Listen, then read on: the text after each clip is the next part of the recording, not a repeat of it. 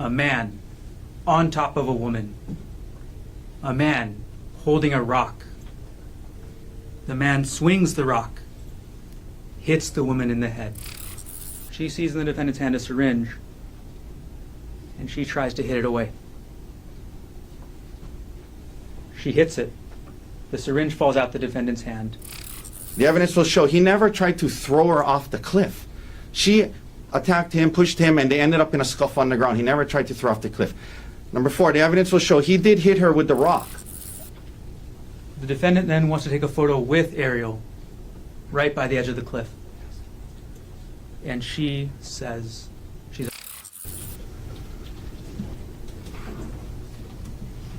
help! Help! Help! Those are the words that Amanda Morris and Sarah Buxbaum heard as they were walking up the Pali Puka Trail on March 24th, 2025. Amanda and Sarah heard those words, help, help, help, and they rushed up the trail thinking that somebody had fallen off of the cliff on top. They get to the section with the cliff, and they see, and Amanda sees, a man on top of a woman, a man holding a rock.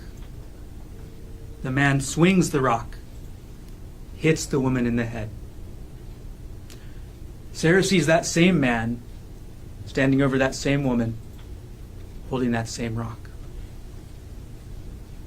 Both of them see the woman, Arielle Konig, with a face covered in blood. In this trial, you will learn about Arielle Konig, who she is, what happened that day. But you'll also learn about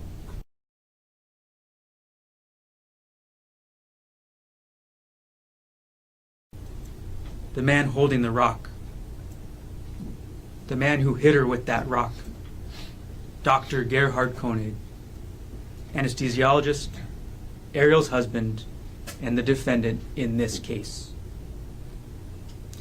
Now, Arielle and Dr. Konig, the defendant, normally don't live on Oahu. They're from Maui, where Arielle works remotely and Dr. Konig practices anesthesia. But that weekend, March 24th, 2025, just under a year ago, they came to Oahu for Arielle's birthday. Arielle's birthday, March 24th, the day this happened. It was actually Arielle's very first trip to Oahu. Her first time coming to this island. The defendant planned the trip. The defendant booked the tickets. The defendant booked the hotel room. The defendant planned the couple's activities. The defendant researched and planned the hike that he took Arielle on that morning. That morning, March 24th, 2025, around 10 o'clock in the morning, the defendant drives Arielle up to the Pali Lookout. They get to the Pali Lookout, the big tourist area overlooking the whole bunch of the windward side, and they get ready to go on the hike. The trailhead for the Pali Puka Trail is in the bus parking lot of the Pali Lookout, so not where rental cars or other people park. It's on the other side, next to a set of bathrooms over a wall. So the defendant takes Arielle there, but when they get to the trailhead, they see other potential hikers. They see other people looking for how to start the trail. And Arielle wants to help them. She wants to help them find where the trail starts so that those people can hike up the trail. And she suggests that to the defendant. She says, why don't we show them where the trail is? And he tells her, no. He wants to hike with her alone. He doesn't want to help those people. He wants to hike with her alone. So, they don't go up the trail at that point. They go to the Pali lookout. They go to the tourist area with the plaques. They go to the lookout, looking all over the windward side, and stay there for a few minutes, take photos, then go back to the trail. Now when they go back, there's nobody else. They're alone, and they start the hike together. They start the hike. It starts in a heavily forested area. You climb over a wall, you go past a sign, you start going up a hill. It's a steep hill, a lot of tree roots, but not a lot of brush cover on the very start. So they go up this hill, and they get to the top of the ridge. Once they get to the top of the ridge, the trail goes left. The trail follows the top of the ridge. On one side, the town side, there's a steep hill covered in forest, heavy brush on the ground. But on the other side, the windward side of the trail, sheer cliff, a several 100-foot drop all the way to the bottom of the Pali.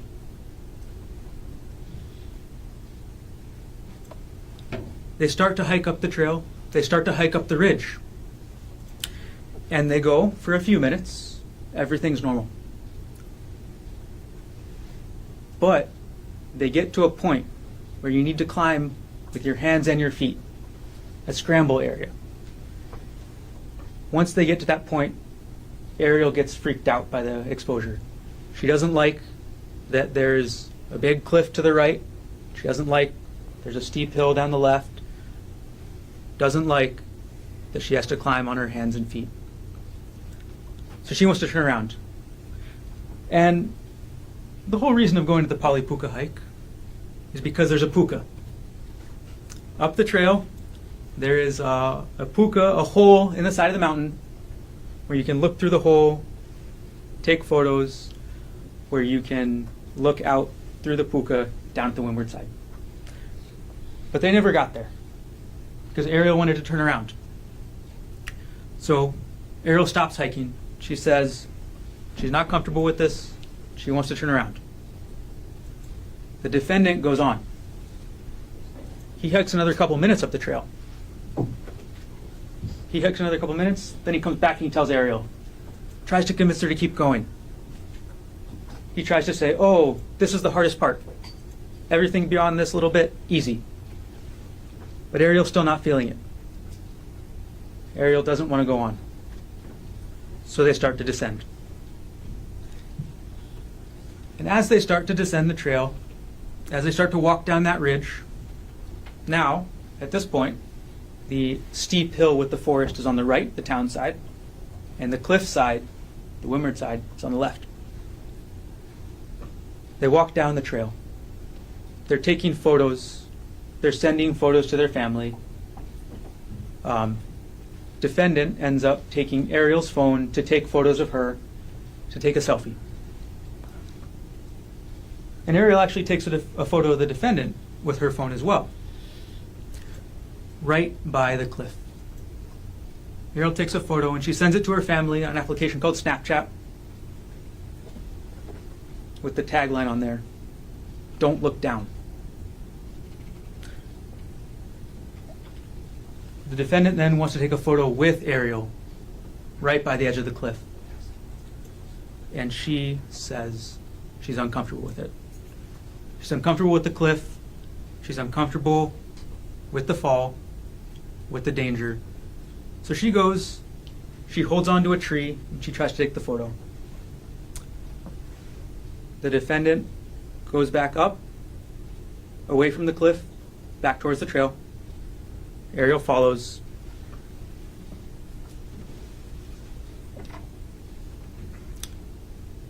And then as Arielle's moving down the trail to safely get by the defendant at this narrow spot with the cliff behind her, the defendant ends up grabbing her by her shoulders.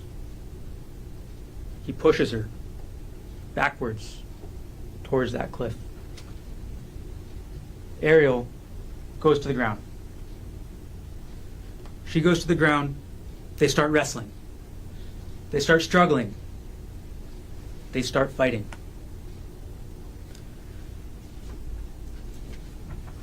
And in that fight, the defendant gains the advantage. The defendant gets on top of Arielle. The defendant is straddling Arielle over her waist, pinning her onto the ground.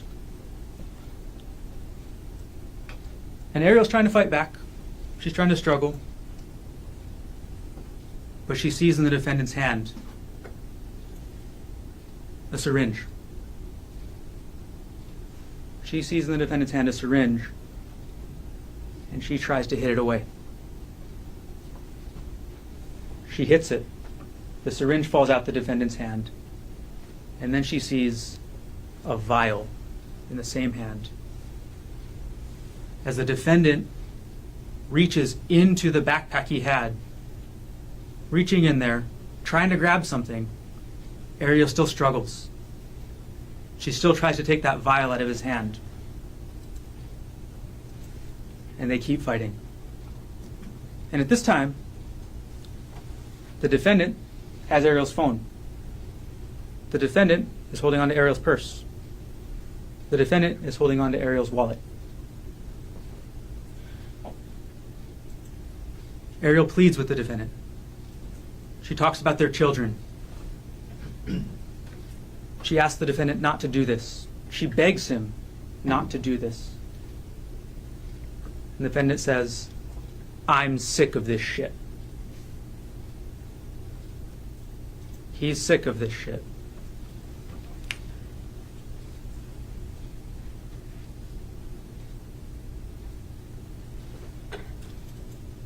Arielle calms the defendant down. She thinks she calms the defendant down until the defendant picks up that rock. Until the defendant picks up that rock that Amanda Morris saw.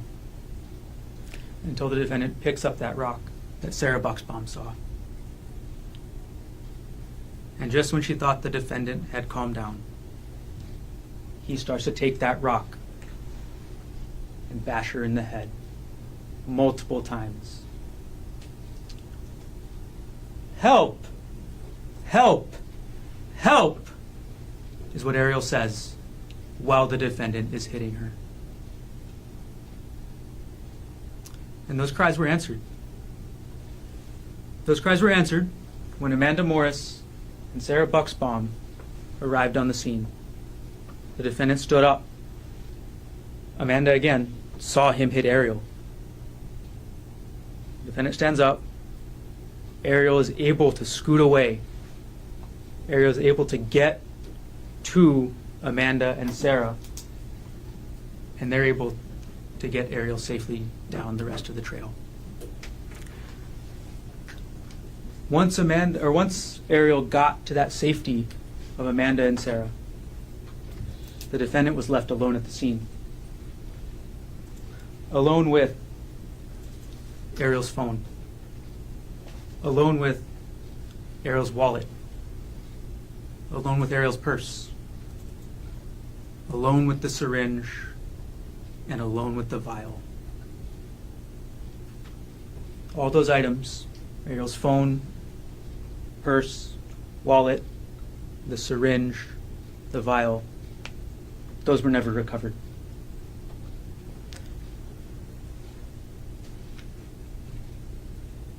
The story doesn't end quite there once Arielle gets to safety. A few minutes later, at 10:36 a.m., the defendant takes his phone out. He dials his son, his 19-year-old son, named Emile. He calls him on the FaceTime application on his phone. There's a video call. So Emile can see his dad. And Emile sees his dad with blood all over him. And what does the defendant say to Emile? He says, "I'm not going to make it back. I tried to kill Ari, but she got away." That's what the defendant tells Emile. He doesn't just tell Emile that he tried to kill Arielle, though. He tells her why. The defendant tells Emile she's been cheating on me for the last 3 months, or the last several months. He gives his motive to Emile, and he explains his reasoning. He even tells Emile, I'm at the end of my rope.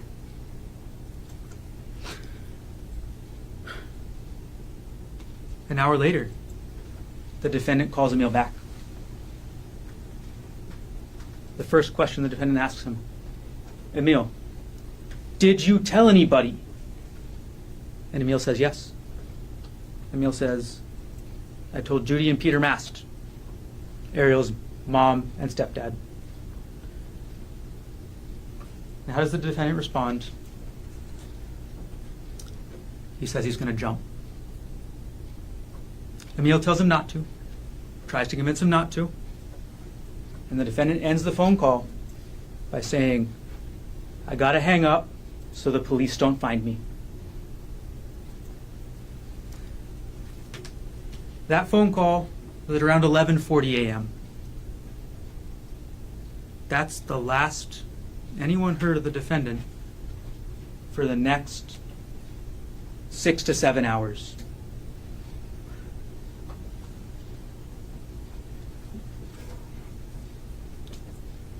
The defendant told Emile that he was turning his phone off so the police couldn't find him. And for a long time, they couldn't. Despite a manhunt that lasted for almost 8 hours that day, multiple different agencies, Honolulu Police Department, Honolulu Fire Department, the Department of Land and Natural Resources, multiple agencies all trying to find the defendant, all searching for him in that forest up there at the Pali Puka area. None of them could find him.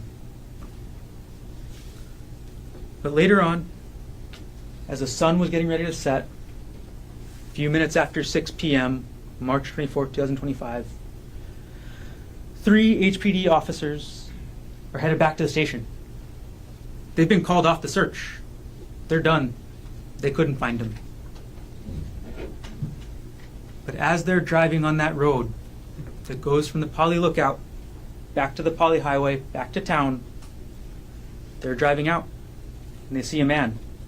They see a man exit the forest. A man matching the description of the defendant. They identify themselves. They say, police, police. The man runs. He tries to get to the forest. He tries to escape them. The officers catch up. They apprehend him. They do use force to do so. And the man is identified as Dr. Gerhard Konig. Now, you'll hear about this case. You've all been informed about how long this trial is going to be. So you'll hear about this case in a couple different phases. First, you'll hear from witnesses, Amanda Morris, Sarah Bucksbaum. You'll hear what happened up at the Pali Lookout on March 24, 2025. You'll hear how the investigation proceeded. You'll hear from the HPD officers who responded. You'll hear from the DLNR officer who responded. You'll hear from the evidence specialists who went to the scene, who took photographs of the bloody patch on the ground, of the crushed plants, of the trail of blood. You'll see those photos.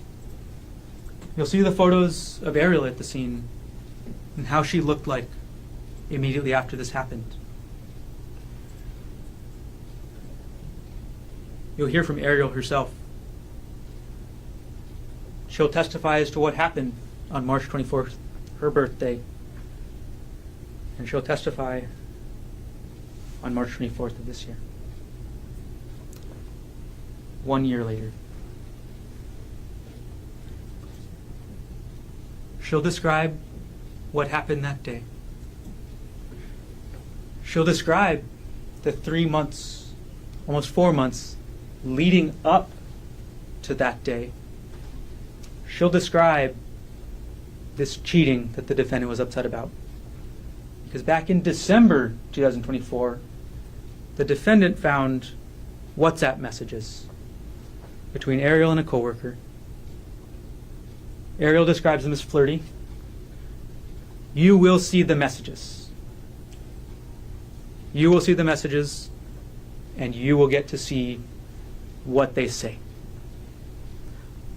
There's nothing lewd. There's nothing sexual. There's nothing romantic. They're flirty. But this was an issue in their relationship. The defendant was upset. Arielle wanted to stay in the relationship. They take the steps.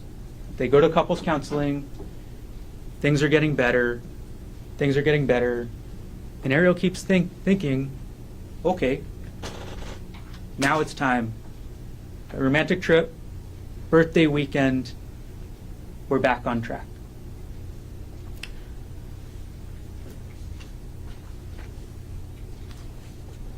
Lastly, Arielle will explain what happened after this incident. So after March 24th, what kind of injuries she had, what kind of effects they had on her. She'll explain, and you will hear testimony, that Arielle, after this happened, by several days, removed the money from a joint bank account that she shared with the defendant. You'll hear that Arielle removed that money, that she used it to pay the mortgage, that she used it to pay for the tuition for the children she shared with the defendant, that she used it to pay marital debt that they'd incurred, that she used it to pay the defendant's own credit card bills. So you'll see what Arielle did with that money. Okay. Beyond that, you'll hear scientific evidence in this case. There will be DNA testimony. All of the blood that was found on the trail was swabbed. All that blood was subjected to DNA testing. And all of that blood, through the DNA testing, shows an incredibly high likelihood ratio that supports this Arielle's blood and only her blood. But not only the blood from the trail. Several different swabs from the defendant's clothes recovered from his person all will show Arielle's blood and none will show his.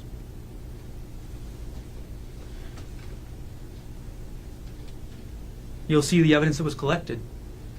You'll see the rock. You'll see the rock that was recovered from the trail. The bottom half jagged, covered in Arielle's blood. You'll also hear in this case what's called digital forensics. The police recovered a laptop, the defendant's laptop. And they looked through that laptop for certain terms, and they found from December 2024 through March 2025 several relevant things that you'll hear. You'll hear the defendant on Christmas Eve 2024, 3 in the morning, was on the internet looking up internet forum posts about infidelity. You'll hear the defendant on Christmas Day at 4 in the morning was doing the same thing. You'll hear that on New Year's Eve, 8:30 p.m., the defendant was looking up Arielle's financial information.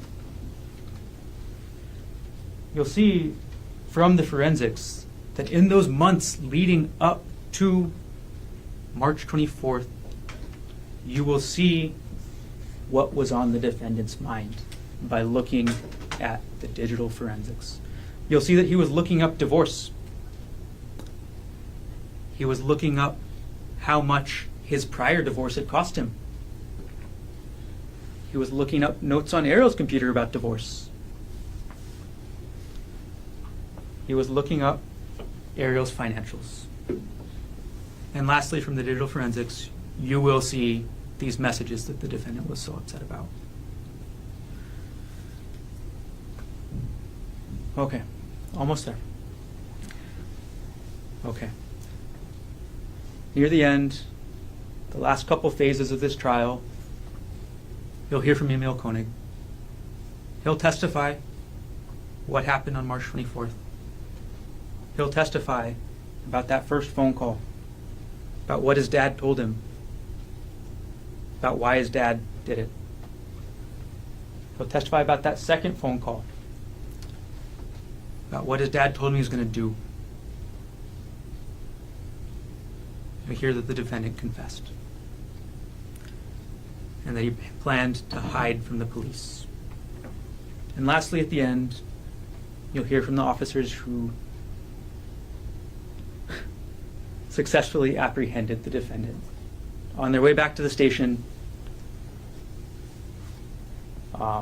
just ran into him. So you hear from them what they saw, what the defendant did, and how they managed to catch him.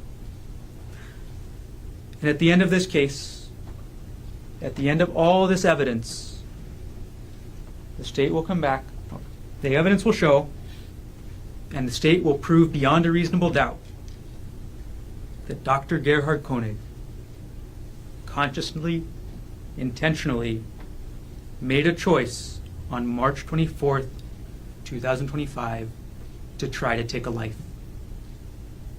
And when the state does that, we will ask you to find the defendant guilty as charged. Thank you. Good morning, ladies and gentlemen.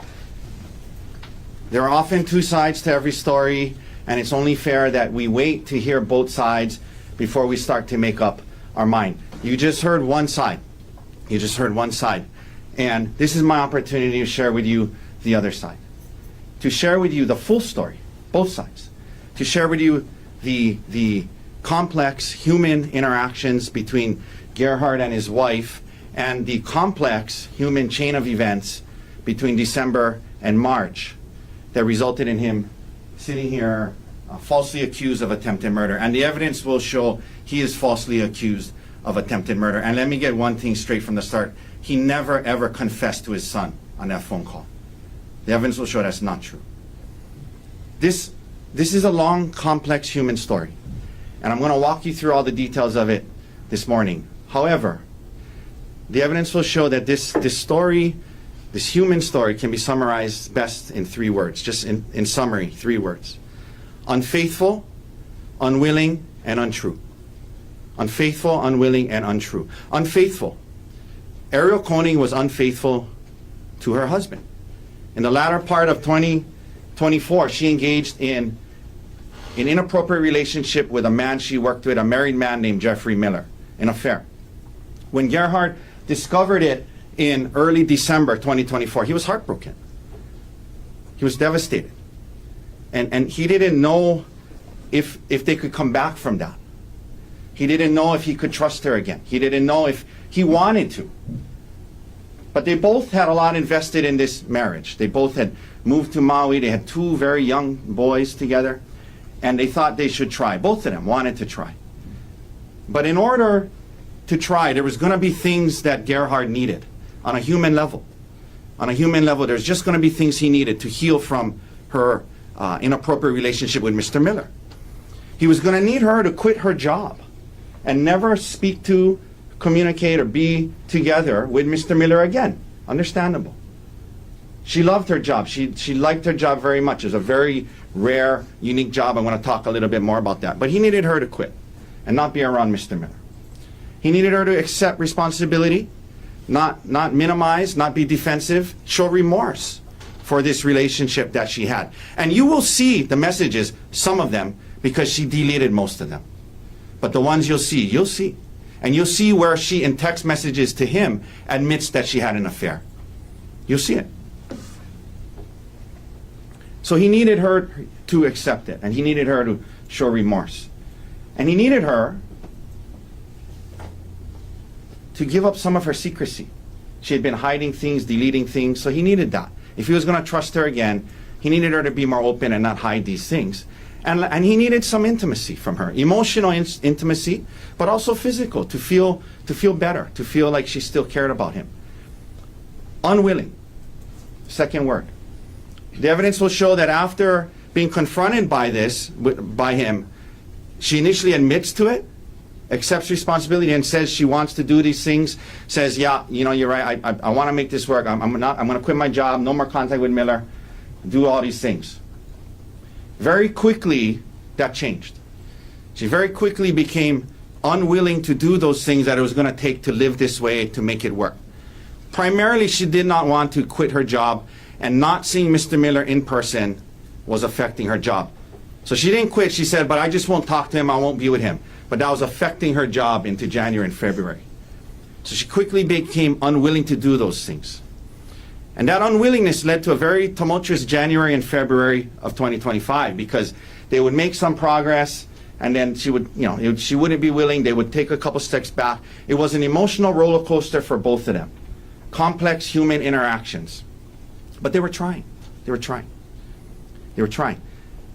This leads to March, when, in an effort to try, Gerhard asks her, hey, your birthday's coming up, what do you want to do? She is the one who said, hey, I've been wanting to go on a staycation to Oahu. You will see it. She admits to that. So they go on this trip to Oahu, and they go on this hike, and I'm going to get into a lot more details, but you're going to hear how on the hike she brought it up, and she said, hey, you know, it's been a while now, I got to see Mr. Miller again for work, you got to trust me. And he's dumbfounded. He realizes they made zero progress over the last 3 months. She doesn't understand what he's going through. She's not willing to do what it's going to take. And he tells her, well, this isn't going to work. You're going to have to move out, and I'm going to tell all our family and friends about your affair. It's just not going to work. This leads to a physical altercation that she started. She started. She came after him, started kicking, punching. They end up on the ground. She's swinging at him. He's grabbing an arm. She's swinging with the other arm. She's kicking him. As the prosecutor said, they're on the ground. She picks up a rock and hits him in the face with it. And he quickly reacts, human reaction, grabs the rock, hits her twice, and stops. Untrue. Untrue. After that, knowing that the marriage is over, knowing that this is heading for a divorce and custody battle, the evidence will show Arielle Konig says many untrue things about what happened. And she did so, you will see, to get the upper hand in the coming divorce and custody case. And you will see how she is using the allegations in this case, in the divorce, to get everything. His retirement, the house, full custody, everything. Unfaithful to her husband, unwilling to do what it was going to take, untrue things after all of this happens on the cliff. Says untrue things. I'm going to get into this in a lot more detail over the next half an hour, but there's a few things I want to address up front. The evidence will show there was absolutely no premeditated plan to take her up to this busy parking lot, the Pali Lookout parking lot, in broad daylight in the middle of the morning at 10-something in the morning, and try to kill her in broad daylight. There was no premeditated plan. This was a unplanned, unanticipated scuffle that happened between a couple. There was no plan. Number two, the evidence will show there was absolutely no syringes on the mountain that day. He didn't have any syringes, wasn't trying to stab her. The evidence will show he never tried to throw her off the cliff. She attacked him, pushed him, and they ended up in a scuffle on the ground. He never tried to throw off the cliff. Number four, the evidence will show he did hit her with the rock.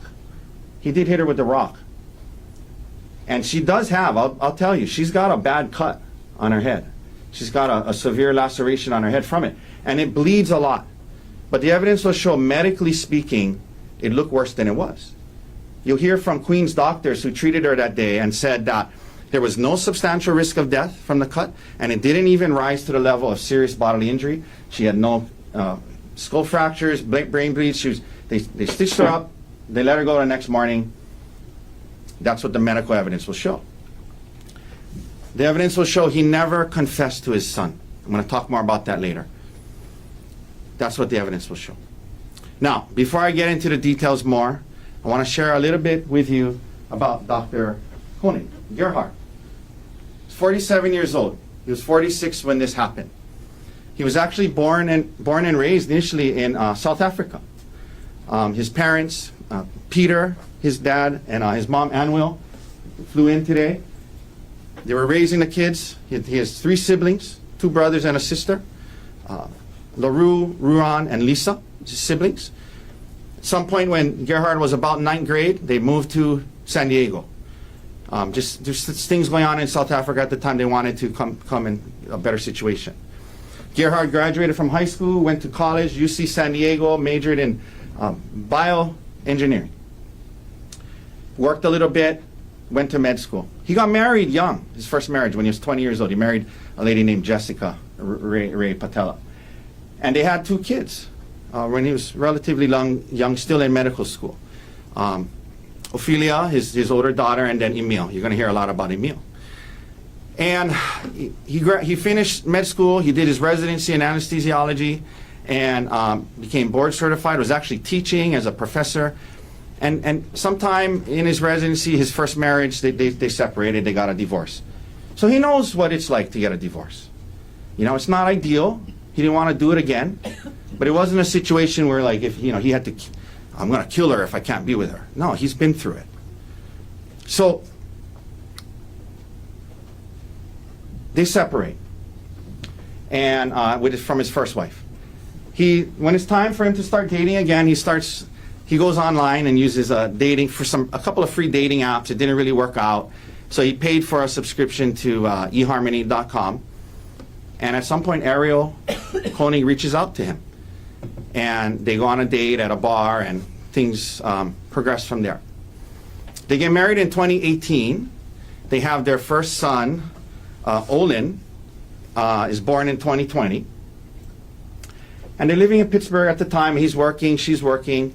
And they wanted to find a safer place to live. There was a lot of gun violence in the area. It was important to them to find a safer, maybe warmer place as well. They fell in love with Maui. For those reasons, they fell in love with Maui. It was going to be a hit to their careers, though, because especially her, what she does, nuclear engineering, and she works on these big nuclear energy projects. There wasn't really jobs like that in Maui, but she wanted to do that and come here. And so that's what they did. They moved here in March of 2023, and right before they moved here, literally the month before, their second son, Vigo, was born. Right before they moved. So they moved here, and from March 2023 until December 2024, for Gerhard, it was a dream life. He got a good job at Maui Memorial. He loved his wife. He loved his kids, living in paradise on Maui. It was a great life. He loved his marriage. In 2024, we find out Arielle didn't necessarily feel the same way. In August of 2024, she has to travel a lot for work because she works virtually. In August of 2024, she goes on a trip to South Africa with Jeffrey Miller.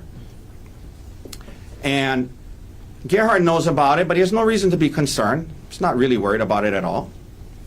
She comes back. In October, the family, they go on a trip to Kauai for Emil's birthday. And for the first time, he starts to see some red flags. He overhears her talking on the phone to Mr. Miller, which is supposed to be a work call, and it just didn't sound right. It was overly flirty. It was the way someone in a relationship would talk to another, and it bothered him. But he said, maybe, I'm not, it's weird, but, Things progress in November and December. He keeps seeing these things. When he walks in, she's texting somebody, she hides her phone, and he starts to, a lot of red flags. So he goes into detective mode. And in early December, when she's sleeping, he logs onto her phone, and she's not text messages, not emails for work. She finds a WhatsApp message thread between her and Miller. And it was more than flirty. It was very, very concerning. It was inappropriate. And what concerned him a lot is it was clear she was deleting a lot of it. So he's really, really worried. Really worried. He stays home the next day, And now he uses his computer and he logs onto WhatsApp and he's able to log into her WhatsApp. And he sees live the communication throughout the day between her and Miller. And it was clear what was going on between the two of them. And he'll tell you about what he saw. Knowing now that she was in this inappropriate relationship and this affair with Mr. Miller, he was heartbroken. And he didn't know quite what to do. So a couple of days go by, they had a trip planned to San Luis Obispo, and he ends up confronting her about it there. She's immediately apologetic. She says she admits to it, and they have, you know, it's hard. It's a lot of tears, a lot of crying, a lot of working through it that weekend. They don't know what to do, and he was telling her, I don't know maybe you should move out. Maybe you should move out. And by the end, they agree. Okay, not going to move out, but you know, these are the things that he needed, right? And we talked about that. And he shared, you know, with her, she needed to quit her job. She needed to not see him anymore. And all the things that I talked to you about earlier. They get back to Maui, and she actually starts looking for a new job. You will hear that there's no other job like hers. And she quickly realizes she wasn't willing to give that up. She wanted her career mattered to her more than doing what Gerhard needed to stop working with this man. Now,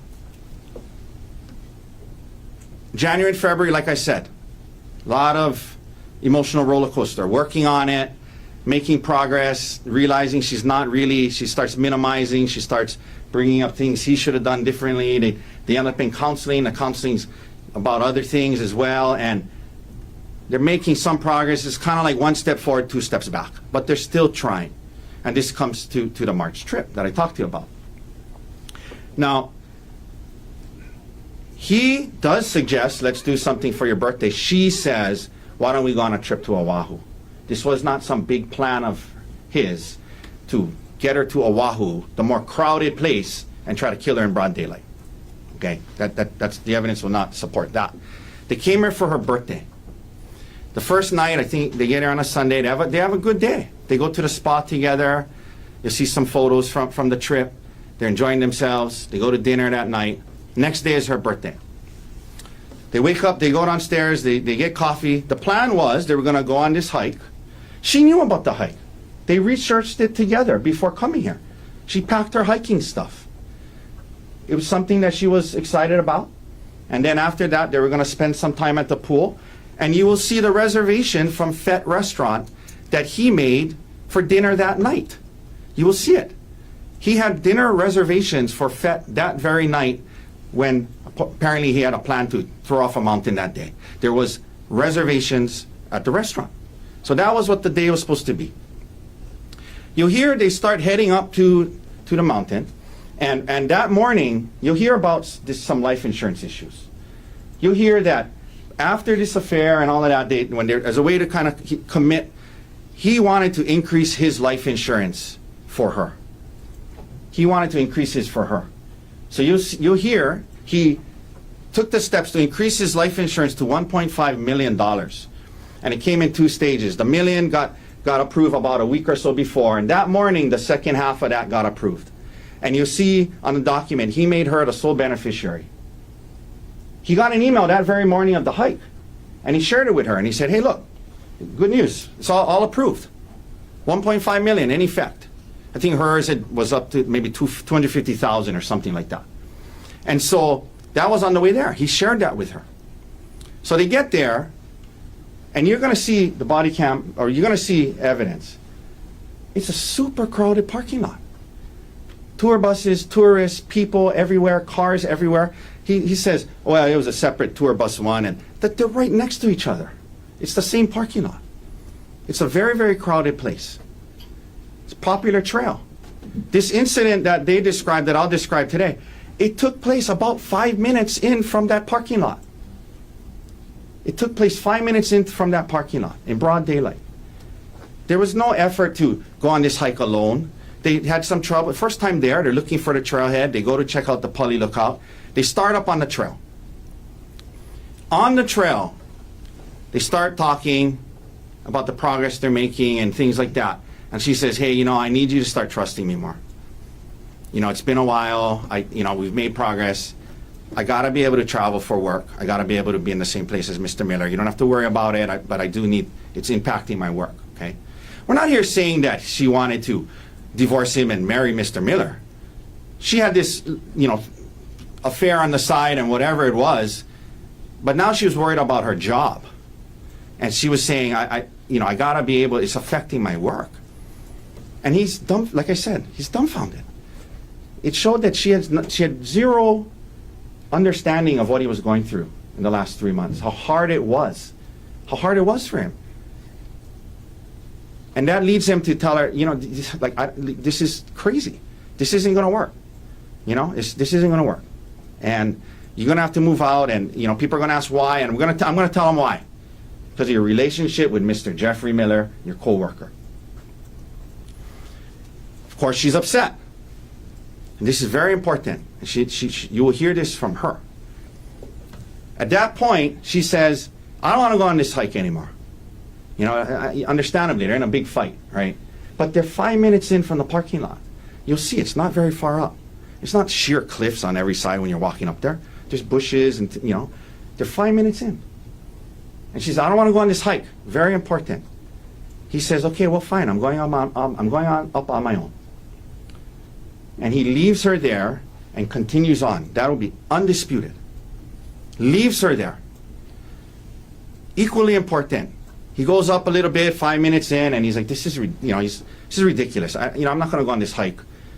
Just forget it. Let's just go back to the hotel and just, go home. He comes back down, and she will tell you this, undisputed. He gets there, and he says to her, oh, you're still here. I thought you were going back to the car. The evidence will show he had no plan to take her up there and kill her. The evidence will show he left her on the hike thinking she was going back to the car. This idea about, oh, she got away and escaped from me. He left her thinking she was going back to the car. This is not some fight over not wanting to take a photo in the right place. He gets back down there, and she's acting different, and she's acting very differently. You'll hear about it.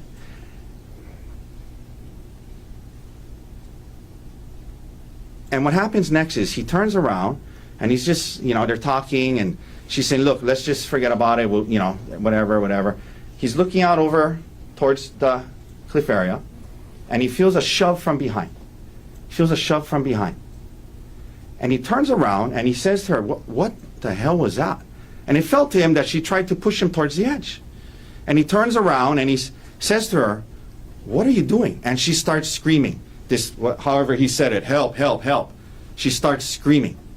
And she's backing away after pushing him, and she's yelling, help, help, help. She's not saying he's hitting me, he's killing me, or anything like that. You'll hear from the witnesses. They thought somebody fell off the cliff. And he's turning around, he's saying, what are you doing? Why did you push me? And he's walking towards her, and she's yelling, help, help.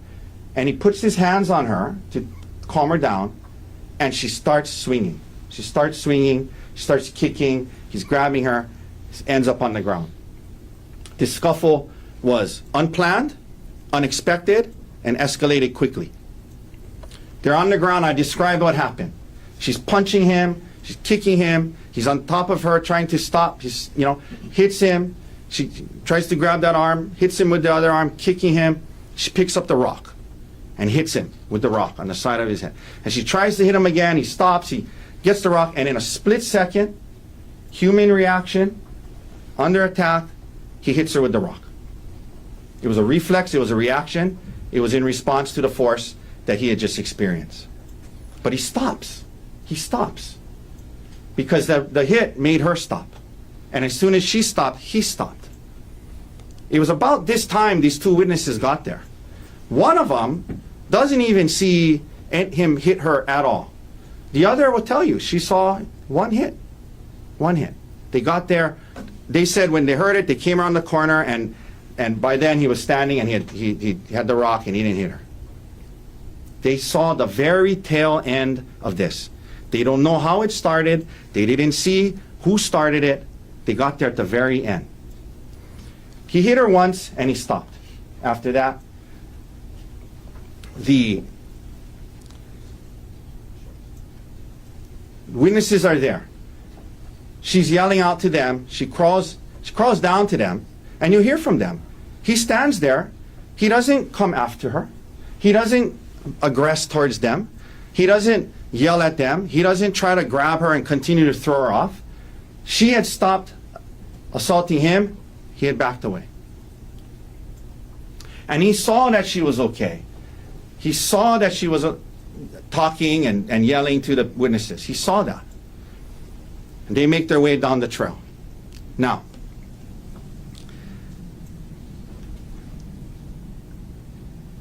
the ambulance comes.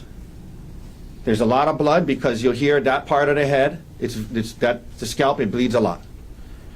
They take her to Queens, and you'll hear when they get there, because she was not in any type of critical condition, she never lost consciousness or anything like that. The ambulance has to wait outside for 20 to 30 minutes or more because of triage, because there's more serious patients. So they're sitting in the ambulance waiting, okay? She eventually tells the police detective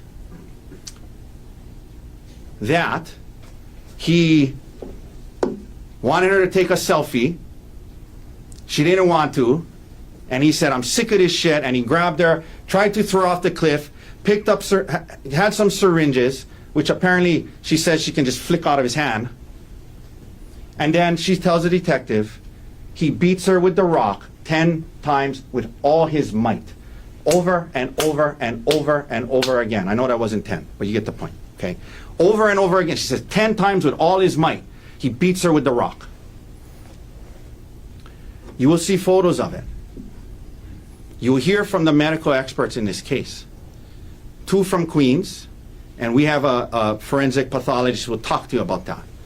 The physical injuries, while the laceration is significant, is inconsistent with being hit in your head 10 times with all your might. She had no skull fractures, no brain bleeds, no orbital fractures. She never lost consciousness. The 2 doctors said there was no substantial risk of death. They said that it wasn't serious bodily injury. And she went home the next day. I'll be the first to tell you, the photos you're going to see are graphic. There is a bad laceration from the hit from the rock. You'll see it. You'll see it. There is a bad laceration. But you'll hear, medically speaking, from the medical doctors in this case, it's not as bad as it looks. You're going to see there's blood everywhere because you'll hear that area, a lot of blood vessels, there's blood everywhere. She never loses consciousness, no risk of death from the injuries, stitched up, went home the next day. And it was a rock. He hit her with a rock in response to her hitting him. So, meanwhile, Gerhard's up on the mountain. And this is important. Okay, you're going to hear a lot of evidence from him, what was happening, going through his mind. This is, like I said, the evidence will show this is a human story. Okay, human story. He's stunned about what happened. He's in shock. He doesn't go after them. They go down. And he immediately goes into almost a despondent state. He realizes his marriage is over. He realizes she's yelling to them, "Call the police, he's trying to kill me." He realizes his career could very well be over. He saw that she was hurt. And you hear, he was disappointed, he was remorseful, he was upset about the whole incident. He never wanted it to come to that. He never wanted her to be hurt. And he was disappointed in himself that he reacted that way, the way he did. He was remorseful that he reacted when in that split second. And he went into a deep state of depression, sadness, disappointment, to a place where he became suicidal. And they're going to say the evidence shows his consciousness of guilt that he stayed on the mountain. The evidence will show, it shows that he was human, dealing with this, what just happened, realizing he could lose everything, and his marriage is over. So he stayed up on the mountain, and he was suicidal. He was going back and forth between jumping off the cliff and not thinking about his kids. And the one person he wanted to talk to was his 19-year-old son, Emil. His son, not Miss Konig's. And he calls Emil, and you'll hear, it was an incredibly emotional phone call. He was calling him to say goodbye. He was calling him to tell him he was sorry. He was calling him to tell him that he wished he was a better man. And he'll tell you, he feels terrible about putting his son in that position. He'll tell you he never should have done that, but that was the emotional state he was in at the time. He never in that conversation confessed about my goal was to kill your mom, but she got away. He never said that. He talked about what happened. He talked about how he hurt her. He never said those things. Not that way. Not that way. Emil tries to talk to him. Dad, don't kill yourself. A horrible situation for a boy that age to be in. But it made him think. He stayed up there longer. Finally, before the sun set, he decides, okay, I got to come down. It's time to just come down and deal with this. He had worked through some of those emotions. He said, I'm going to come down and just deal with this. So he comes down while the sun is still out onto the main road where the cops are. Not trying to escape by coming down to the main road where all the cops are. Not waiting till it's dark. Comes down. He's been up there processing everything that just happened, going through his emotional phases related to it, and now he comes down. And the cops grab him, and they think he's fleeing, so they grab him, and he's he's a little, they apprehend him. They apprehend him.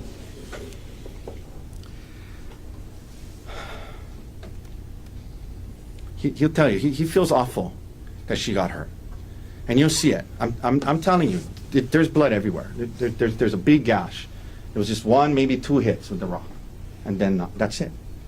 That's it. Medically speaking, not that bad. Visually, the photographs look horrible. Just letting you know. But you hear from the doctors. It was not life-threatening. It was not serious bodily injury. They stitched her up.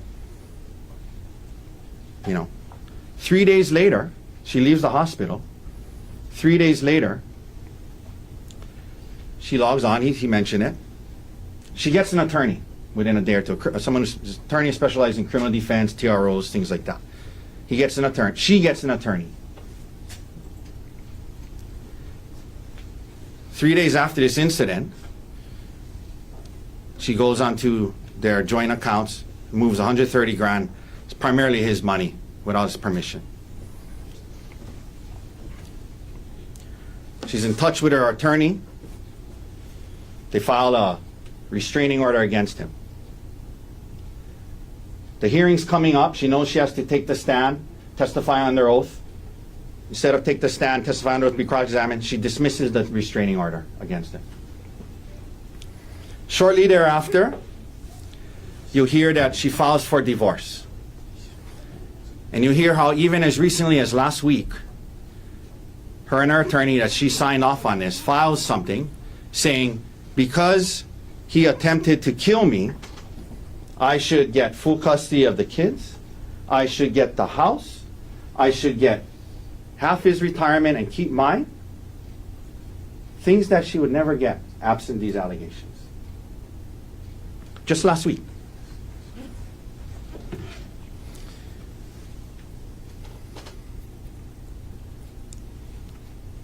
Digital forensics. They got good guys that work there. They went through his entire computer, every last search. They were looking for searches like kill, wife, dangerous, hike. They didn't find any of that. They didn't find anything of that. He was looking into infidelity and things like that. He was trying to process it. You'll see how she was as well, listening to audio books about affairs and things like that.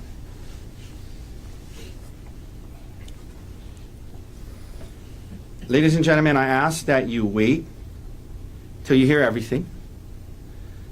Even the law on self-defense. Even the law on self-defense that you'll learn at the end. I ask you to keep an open mind. He never wanted her to get hurt. He feels terrible about that. He's disappointed in himself. He had a human reaction, a human reflex to her hitting him with the rock. And then he stopped. And then because of the person that he is, he was so disappointed that he went into this state of depression, suicidal thoughts. And that's why he was on the mountain.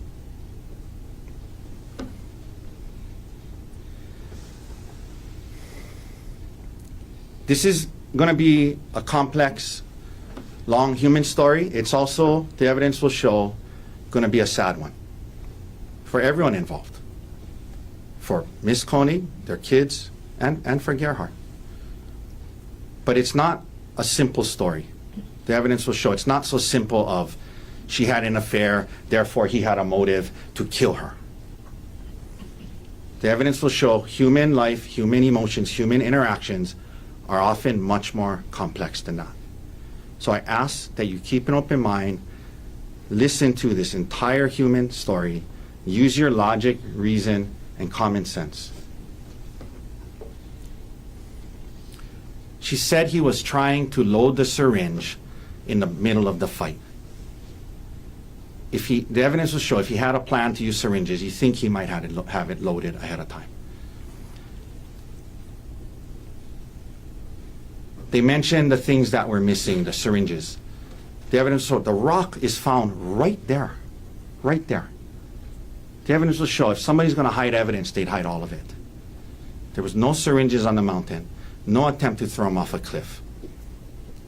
The witnesses got there at the very end. They did not see who started it or how it started.